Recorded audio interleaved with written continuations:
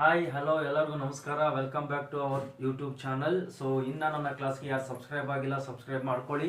So ಹಾಗೇನೇ ಇನ್ನು ನನ್ನ ಕ್ಲಾಸ್ಗೆ ಸಬ್ಸ್ಕ್ರೈಬ್ ಮಾಡಿಕೊಂಡು ಹಾಗೇನೇ ಬೆಲ್ ಬಟನ್ ಮೇಲೆ ಕೈ ಇಡೋದನ್ನು ಮರೆಯೋಕ್ಕೆ ಹೋಗಬೇಡಿ. ಸೊ ಇವತ್ತಿನ ನನ್ನ ಕ್ಲಾಸಲ್ಲಿ ನಾನು ಡಿಸ್ಕಷನ್ ಮಾಡ್ತಿರುವಂಥ ಒಂದು ಕಾನ್ಸೆಪ್ಟ್ ಯಾವುದು ಅಂತಂದರೆ ಪ್ರಿನ್ಸಿಪಲ್ಸ್ ಆಫ್ ಮ್ಯಾನೇಜ್ಮೆಂಟು. ನಮ್ಮ ಸೆಕೆಂಡ್ ಪಿ ಯು ಸಿ ಸ್ಟೂಡೆಂಟ್ಸ್ಗೆ ಬಹಳ ಇಂಪಾರ್ಟೆಂಟ್ ಆದಂಥ ಒಂದು ಚಾಪ್ಟರ್ ಆಗಿರುತ್ತೆ ಇದು. ಈ ಒಂದು ಚಾಪ್ಟರಲ್ಲಿ ನಮಗೆ ಸೆಕೆಂಡ್ ಪಿ ಯು ಸಿನಲ್ಲಿ ಮಿನಿಮಮ್ ಅಂತಂದ್ರೂ ಕೂಡ ಒಂದು 4+2 ಒಂದು 6 ಮಾರ್ಕ್ಸ್ ಅಥವಾ 6ಇಂದ ಒಂದು 7 ಮಾರ್ಕ್ಸ್ ತನಕ ಕೇಳುವಂಥ ಒಂದು ಚಾಪ್ಟರ್ಸ್ ಆಗಿರುತ್ತೆ. ಈ ಒಂದು ಚಾಪ್ಟರಲ್ಲಿ ನಮಗೆ ಯಾವುದೇ ರೀತಿಯಂತಹ ಒಂದು 8 ಮಾರ್ಕ್ಸ್ ಕ್ವಶನ್ಸ್ ಇರೋದಿಲ್ಲ. ಓಕೆ, 8 ಮಾರ್ಕ್ಸ್ ಕ್ವಶನ್ಸ್ ಇರೋದಿಲ್ಲ. ಇಲ್ಲಿ ಬರುವಂಥದ್ದೇನೆ 4 ಮಾರ್ಕ್ಸ್ ಕ್ವಶನ್ಸು, 2 ಮಾರ್ಕ್ಸ್ ಕ್ವಶನ್ಸು ಮತ್ತು 1 ಮಾರ್ಕ್ಸ್ ಕ್ವಶನ್ಸ್ ಅಷ್ಟೇನೆ. ಸೊ ಹಾಗಾಗಿ ಈ ಒಂದು ಚಾಪ್ಟರಲ್ಲಿ ನಮಗೆ ಕಂಪಲ್ಸರಿಯಾಗಿ ಒಂದು 4 ಮಾರ್ಕ್ಸ್ ಕ್ವಶನ್ಸ್ ಇದ್ದೇ ಇರುತ್ತೆ. So not only for the ನಿಮ್ಮ ಒಂದು ಪ್ರಿಪರೇಟರಿ ಅಥವಾ ಮಿಡ್ ಟರ್ಮ್ ಎಕ್ಸಾಮ್ಸ್ ಮಾತ್ರ ಅಲ್ಲ, even for the annual examination ಕೂಡ ಇದು ಬಹಳ ಇಂಪಾರ್ಟೆಂಟ್ ಆಗಿರುತ್ತೆ.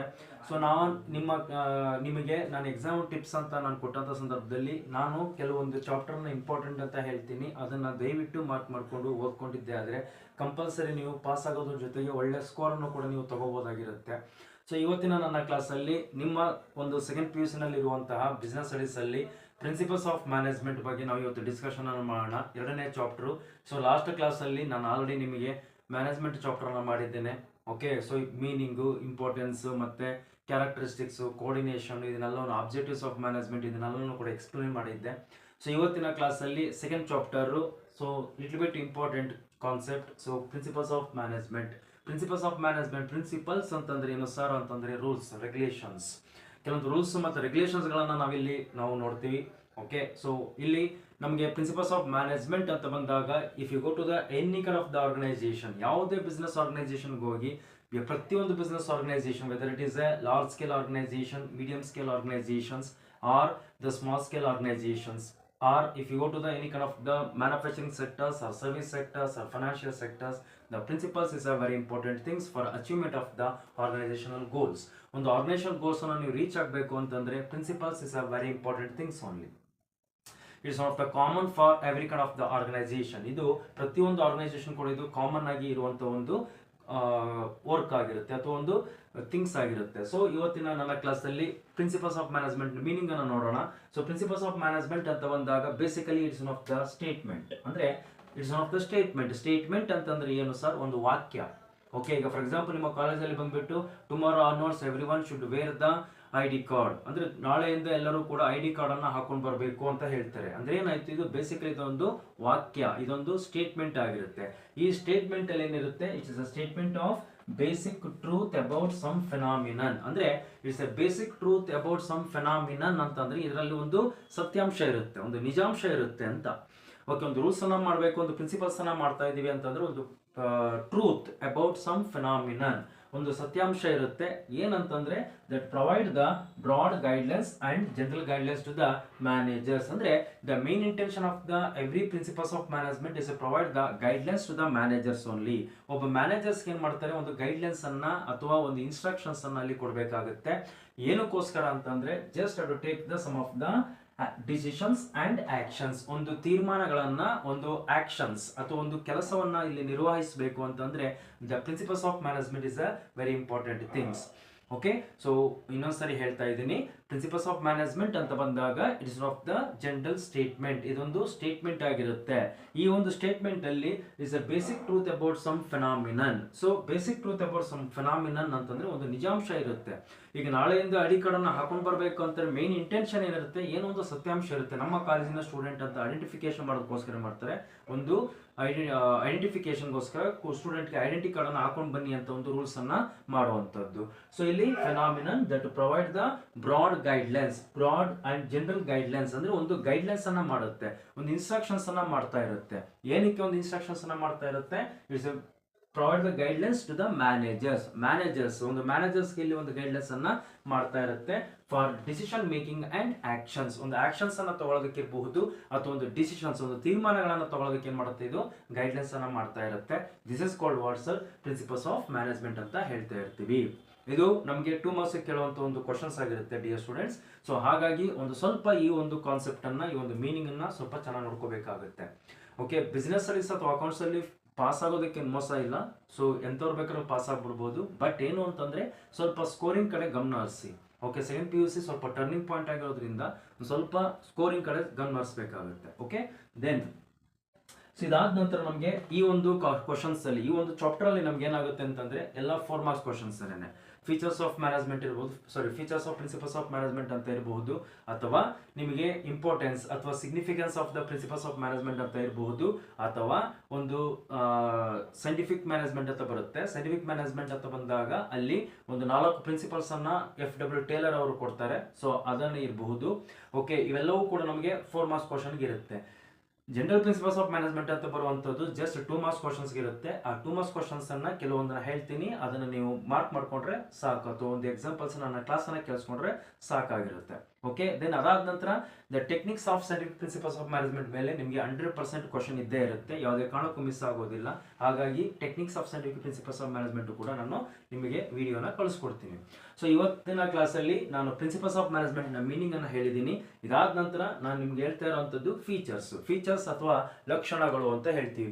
ನೋಡಿ, ತುಂಬಾ ಜನ ಸ್ಟೂಡೆಂಟ್ಸ್ ನಾನು ವ್ಯಾಲ್ಯೂಯೇಷನ್ ಹೋದಾಗೆಲ್ಲ ನಾವು ಅಬ್ಸರ್ವ್ ಮಾಡಿರ್ತೀವಿ, features of management, features of principles of management ಎರಡಕ್ಕೂ ಕೂಡ ತುಂಬಾ ಜನ ಕನ್ಫ್ಯೂಸ್ ಮಾಡಿಕೊಂಡು ಫೀಚರ್ಸ್ ಆಫ್ ಮ್ಯಾನೇಜ್ಮೆಂಟ್ ಕೇಳಿದ್ರೆ ಇಲ್ಲಿ ಪ್ರಿನ್ಸಿಪಲ್ಸ್ ಆಫ್ ಮ್ಯಾನೇಜ್ಮೆಂಟ್ ಫೀಚರ್ಸ್ ಅನ್ನ ಬರೆದಿರ್ತಾರೆ. ಸೊ ಹಾಗಾಗಿ ಎರಡಕ್ಕೂ ಕೂಡ ಕನ್ಫ್ಯೂಸ್ ಮಾಡ್ಕೊಳಕ್ ಹೋಗ್ಬಿಡಿ.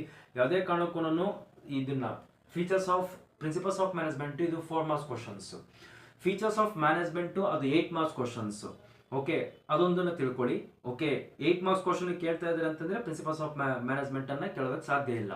ಇದು 4 ಮಾರ್ಕ್ಸ್ ಕ್ವಶನ್ಸ್ ಅನ್ನ ಕೇಳ್ತಾ ಇರ್ತಾರೆ. ಸೊ ಇಲ್ಲಿ features of principles of management ಅನ್ನ ನಿಮ್ಗೆ ಎಕ್ಸ್ಪ್ಲೈನ್ ಮಾಡ್ತಾ ಇದ್ದೀನಿ. ಲಕ್ಷಣಗಳು ಅಥವಾ ಕ್ಯಾರೆಕ್ಟರಿಸ್ಟಿಕ್ಸ್, ನೇಚರ್, ಫೀಚರ್ಸ್. ಓಕೆ, ಲಕ್ಷಣಗಳು, ಗುಣಲಕ್ಷಣಗಳು ಅಂತ ಹೇಳ್ತೀವಿ ಕನ್ನಡದಲ್ಲಿ. ಸೊ ಇದು ನಮ್ಮ ಪ್ರಿನ್ಸಿಪಲ್ಸ್ ಆಫ್ ಮ್ಯಾನೇಜ್ಮೆಂಟ್ ಅಲ್ಲಿ ಫೀಚರ್ಸ್ ಅಲ್ಲಿ ಫಸ್ಟ್ ಒನ್ ಏನು ಅಂತಂದ್ರೆ it's a universal applicability. Universal applicability ಏನು ಯೂನಿವರ್ಸಲಿ ಅಂತಂದ್ರೆ it's A common. It's a common for the every kind of the business organization. If you go through any kind of the business organization, whether it's a small scale or medium scale or large scale, or manufacturing sectors or any kind of the service sectors or profit motive or service motive, any business organization main intention only just to making of the profit. If you want to make the profit, the principles is very important things only. So in this case, universal applicability is a need for every kind of the business organization. ಪ್ರತಿಯೊಂದು business organization ಕೂಡ ಬೇಕಾಗಿರುವಂತ ಒಂದು things ಆಗಿರುತ್ತೆ. It's A common. ಅಂದ್ರೆ ನೀವು ದೊಡ್ಡ ಪ್ರಮಾಣದ business ಅನ್ನ ತಗೊಳ್ಳಿ, ಸ್ಮಾಲ್ ಸ್ಕೇಲ್ ಅನ್ನೇ ತಗೊಳ್ಳಿ, ಅಥವಾ ಮೀಡಿಯಂ ಸ್ಕೇಲ್ ಬಿಸ್ನೆಸ್ ಅನ್ನೇ ತಗೊಳ್ಳಿ, ಅಥವಾ ಯಾವುದೇ ಒಂದು ಸರ್ವಿಸ್ ಸೆಕ್ಟರ್ಸ್ ತಗೊಳ್ಳಿ, ಅಥವಾ ಯಾವುದೇ ಒಂದು ಮ್ಯಾನುಫ್ಯಾಕ್ಚರಿಂಗ್ ಸೆಕ್ಟರ್ಸ್ ತಗೊಳ್ಳಿ, ಪ್ರತಿಯೊಂದು ಬಿಸ್ನೆಸ್ ಆರ್ಗನೈಸೇಷನ್ ಕೂಡ ಪ್ರಿನ್ಸಿಪಲ್ಸ್ ಆಫ್ ಮ್ಯಾನೇಜ್ಮೆಂಟ್ ಇರಲೇಬೇಕು. ಏನಕ್ಕೆ ಬೇಕು? If you want to achievement of the organizational goals, ಒಂದು ಆರ್ಗನೈಸೇಷನ್ ಗೋಲ್ಸ್ ಅನ್ನು ನೀವು ರೀಚ್ ಆಗಬೇಕು ಅಂತಂದ್ರೆ the principles of management is a compulsory. It's a common, it's a need for every kind of the business organization. ಅಂದ್ರೆ ಪ್ರತಿಯೊಂದು business organization ಕೂಡ ಇದು ಅವಶ್ಯಕತೆವಾಗಿ ಬೇಕೇ ಬೇಕು. ಒಂದು ಕಾಮನ್ ಆಗಿ, ಇದು ಸಾಮಾನ್ಯವಾಗಿ ಎಲ್ಲ ಒಂದು ಬಿಸ್ನೆಸ್ ಆರ್ಗನೈಸೇಷನ್ ಕೂಡ ಇದ್ದೇ ಇರುತ್ತೆ. Okay, this the first thing, first characteristics. Then second one, general guidelines. General guidelines ಅಂತಂದ್ರೆ ಏನು? ಜನರಲ್ ಗೈಡ್ಲೈನ್ಸ್ ಮೀನ್ಸ್ ನಾವು ಐ ಟೋಲ್ಡ್ ಯು, ಅಂದ್ರೆ ಮೀನಿಂಗ್ ಅಲ್ಲೇ ಹೇಳಿದೆ ನಿಮಗೆ. ಏನಂತ ಹೇಳಿದೆ? ಜನರಲ್ ಗೈಡ್ಲೈನ್ಸ್ ಅಂತಂದ್ರೆ it's a main motive only to providing of the guidelines to the any kind of the managers. ಒಬ್ಬ ಮ್ಯಾನೇಜರ್ಸ್ಗೆ ಗೈಡ್ಲೈನ್ಸ್ ಅನ್ನ ಕೊಡುತ್ತೆ, ಇನ್ಸ್ಟ್ರಕ್ಷನ್ಸ್ ಅನ್ನ ಕೊಡುತ್ತೆ to take the any business decisions and actions. ಇಲ್ಲಿ ಮೀನಿಂಗ್ ಅಲ್ಲಿ ಹೇಳಿದೆ ನಿಮಗೆ, it's A making the decisions and the actions ಅಂತ. ಅಂದ್ರೆ ಯಾವುದೇ ಒಂದು ಬಿಸ್ನೆಸ್ ಅಥವಾ ಒಂದು ಆರ್ಗನೈಸೇಷನ್ ಅಂತ ಬಂದಾಗ just it's a providing of the guidelines or it's a providing of the general instructions for taking any kind of the business decisions and actions. ಒಂದು ತೀರ್ಮಾನಗಳನ್ನ ಅಥವಾ ಯಾವುದೇ ರೀತಿಯಂತ ಒಂದು ಆಕ್ಷನ್ಸ್, ಒಂದು ಕೆಲಸವನ್ನ ಮಾಡೋದಕ್ಕೆ ಏನ್ ಮಾಡುತ್ತೆ ಇದು? ಗೈಡ್ಲೈನ್ಸ್ ಅನ್ನ ಅಥವಾ ಇನ್ಸ್ಟ್ರಕ್ಷನ್ಸ್ ಅನ್ನ ಇದು ಕೊಡ್ತಾ ಇರುತ್ತೆ. Okay, then in the third things, flexible. What is a flexible? Flexible ಅಂತಂದ್ರೆ ಸೊ ಇದೇನಾಗ್ತಾ ಇರ್ತೀವಿ ಅಂದ್ರೆ ಫ್ಲಕ್ಚುಯೇಷನ್ಸ್. ಅಂದ್ರೆ ಇಟ್ಸ್ ನಾಟ್ ಎ ಕಾನ್ಸ್ಟೆಂಟ್, ಇದು ಕಾನ್ಸ್ಟೆಂಟ್ ಆಗಿರೋದಿಲ್ಲ. Okay, it's not a fixed, ಇದು ಫಿಕ್ಸ್ಡ್ ಆಗಿರೋದಿಲ್ಲ, ಇದು ಕಾನ್ಸ್ಟೆಂಟ್ ಆಗಿರೋದಿಲ್ಲ. ಏನಾಗುತ್ತೆ?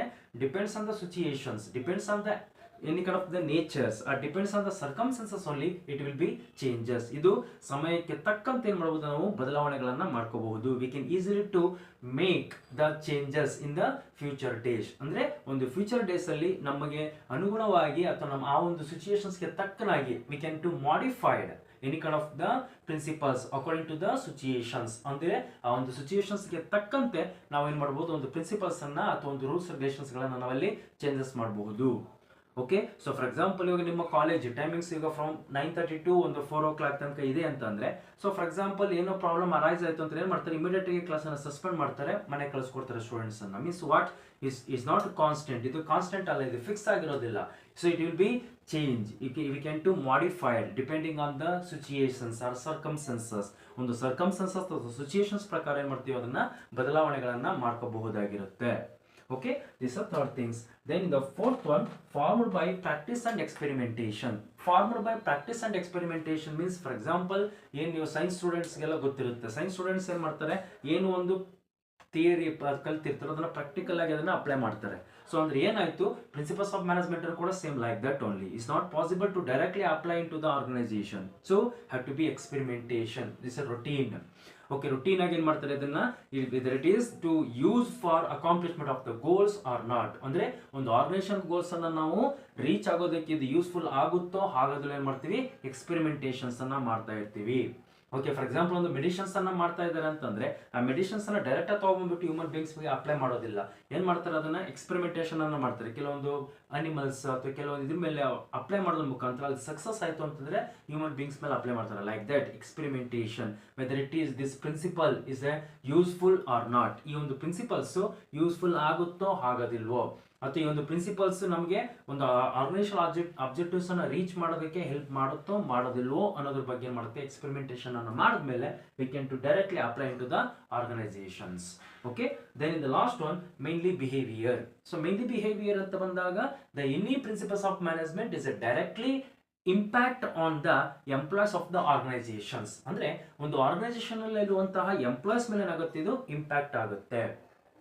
ಓಕೆ, ಎಂಪ್ಲಾಯ್ಸ್ ಮೇಲೆ ಏನಾಗುತ್ತೆ, ಇದು ಇಂಪ್ಯಾಕ್ಟ್ ಆಗುತ್ತೆ. ಅಂದ್ರೆ the behaviour of the employee. For example ಒಂದು ಕಾಲೇಜಲ್ಲಿ ಒಂದು ರೂಲ್ಸ್ ಅನ್ನ ಮಾಡಿದ್ದೆ ಆದ್ರೆ that's a mainly impact on the students only. Correct. ಒಂದು ಪ್ರಿನ್ಸಿಪಲ್ಸ್ ಅನ್ನ ಅಥವಾ ಒಂದು ರೂಲ್ಸ್ ಅನ್ನ ಮಾಡಿದ್ದೆ ಆದ್ರೆ ಏನಾಗುತ್ತೆ, ಅದು ಆ ಒಂದು ರೂಲ್ಸ್ ಅಥವಾ ರೆಗ್ಯುಲೇಷನ್ಸ್ ನಮ್ಮ ಒಂದು ಸ್ಟೂಡೆಂಟ್ಸ್ ಮೇಲೆ ಅದು ಎಫೆಕ್ಟ್ ಆಗುತ್ತೆ. ಅಥವಾ ಒಂದು ಸ್ಟೂಡೆಂಟ್ಸ್ ಜೊತೆಗೆ ಟೀಚರ್ಸ್ ಕೂಡ ಏನಾಗುತ್ತೆ, ಅದು ಎಫೆಕ್ಟ್ ಆಗುತ್ತೆ. So like that, so the any kind of the principles of management is directly impact on the any kind of the behaviour of the peoples or behaviour of the employees instead of the organizations only. So there is the main reason here, the any kind of the principles of management is a mainly behaviour. Okay, so these are all the features of the principles of management. Clear? So principles of management is a general statement, is a providing of the broad guidelines to the any kind of the managers only to take the decisions and actions. On the decisions and now the actions anna ತಗೋಬೇಕು ಅಂತಂದ್ರೆ is a mainly important only. Okay, features of management ಇದನ್ನ ಹೇಳಿದೀನಿ. So is a mainly behavior and the universal applicability, general guidelines and flexibility formed by practice and experimentations. So ಇದೆಲ್ಲವೂ ಕೂಡ ಈ ಒಂದು principles of management ನ features ಆಗಿರುತ್ತೆ. Okay, ನನ್ನ next concept ಯಾವುದು ಅಂತಂದ್ರೆ significance of the principles of management. Significance ಅಥವಾ importance of the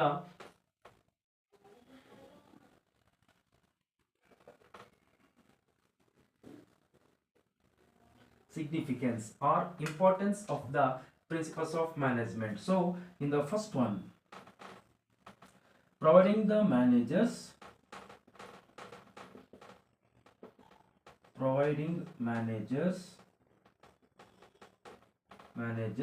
with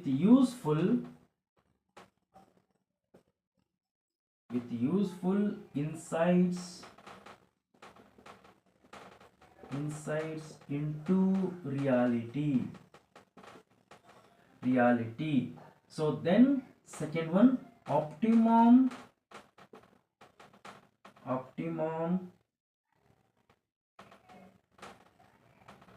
utilization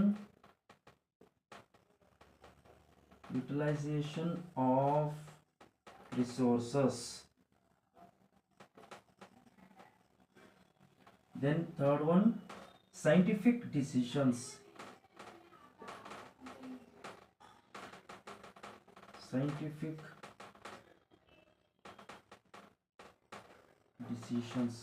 Then fourth one, meeting changing environment.